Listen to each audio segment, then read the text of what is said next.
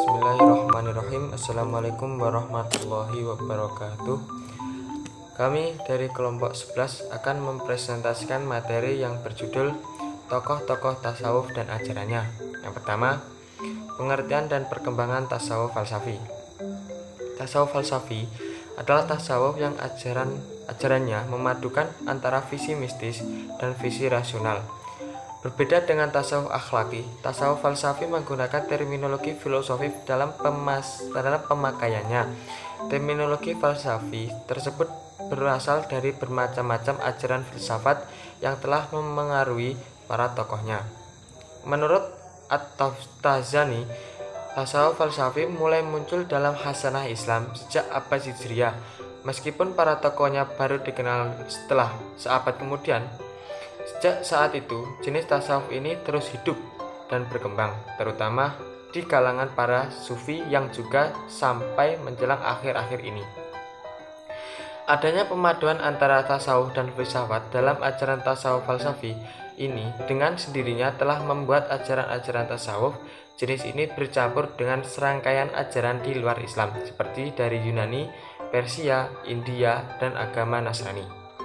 Akan tetapi, orisinalitasnya sebagai tasawuf tetap tidak hilang, sebab meskipun memiliki latar belakang budaya dan pengaruh dan kepengetahuan yang berbeda dan beragam, seiring dengan ekspansi Islam yang telah meluas pada waktu itu, para tokohnya tetap berusaha menjaga kemandirian ajaran aliran mereka, terutama apabila dikaitkan dengan kedudukannya sebagai umat Islam.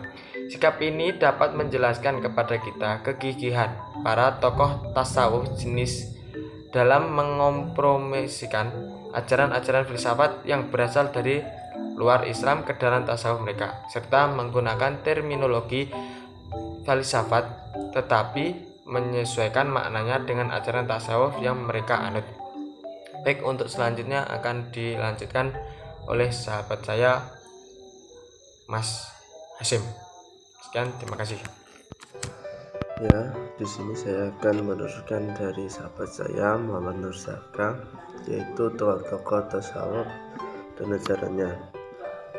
Yang pertama, Ibnu Arabi, yang nama aslinya Muhyiddin Ibnu Arabi, lahir di Murcia, Spanyol tahun 1165 Masehi.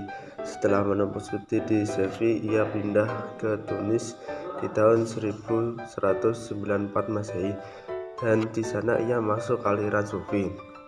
Di tahun 1202 Masehi ia pergi ke Makkah dan meninggalkan Damaskus tahun 1240 Masehi. Inti ajaran tasawuf yang dipegang Ibnu Arabi adalah wahdat al-wujud. Wahdat al-wujud terdiri dari dua kata, yaitu wahdat dan wujud. Wahdat artinya sendiri, tunggal, dan kesatuan, sedangkan al-wujud artinya ada. Dan demikian wahdat al-wujud berarti kesatuan wujud. Dalam paham wahdat al-wujud ada dua hal, yaitu khalq makhluk dan hak Tuhan. Yang selanjutnya Arabi al-Dawawi. Arabi al-Dawawi binti Ismail al-Dawawi al-Bashariyah, juga digelar Ummu al-Khair. Ia lahir di Basrah tahun 95 Hijriah. Disebut Rabiyah karena ia putri keempat dari anak-anak Ismail. Dia adalah seorang Sayyidah Zahib, perempuan yang dapat menghiasi lembaran sejarah sufi. Dia termasyhur karena mengemukakan dan membawa versi baru dalam hidup keruhanian, di mana tingkat zuhud yang diciptakan Hasan al-Basri yang bersifat khauf dan raja itu dinaikkan oleh Rabiah ke tingkat zuhud yang sifat cinta karena yang suci murni, tidak mengharap apa-apa. Cinta murni kepada Tuhan adalah puncak ajaran dalam tasawuf yang pada umumnya dituangkan melalui syair-syair dan kalimat-kalimat puitis. Dan selanjutnya Al-Hajj, yaitu Husain bin Masyhur Al-Hajj. Dia dilahirkan pada tahun Hijriah atau 858 Masehi di negeri Baidah, salah satu kota kecil yang terletak di Persia.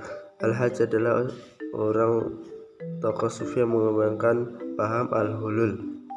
Hulul merupakan salah satu konsep di dalam tasawuf falsafi yang meyakini terjadinya kesatuan antara khalik dengan makhluk.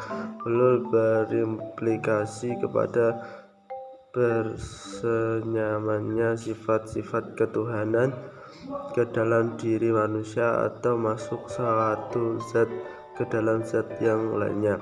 Hulul adalah doktrin yang sangat menyimpang.